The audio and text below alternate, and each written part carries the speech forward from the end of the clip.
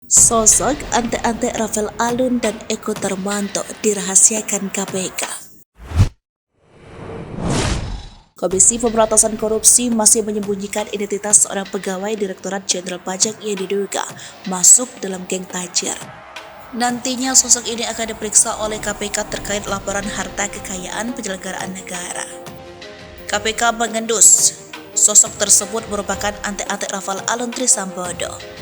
Hal tersebut disampaikan oleh Deputi Pencegahan dan Monitoring KPK Pahala Nainggolan. Pihaknya mengatakan belum akan membeberkan identitas anak buah Sri Mulyani. Namun, Pahala berjanji KPK akan memberitahu sosok tersebut setelah pemeriksaan mantan Kepala Bea Cukai, yakni Eko Darmanto. Pahala hanya mengatakan sosok tersebut merupakan pegawai Ditjen Pajak. KPK mengendus sosok tersebut berkaitan dengan Eko Darmanto dan Rafael Alun Trisambodo. Sementara KPK akan memeriksa Eko Darmanto hari ini Selasa 7 Maret 2023. Pemeriksaan itu terkait klarifikasi harta kekayaan Eko Darmanto.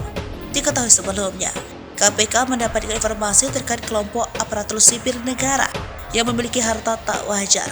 Oknum-oknum ini saling terkoneksi antara satu sama lain. Oleh sebab itu, KPK mengistilahkan mereka dengan sebutan geng.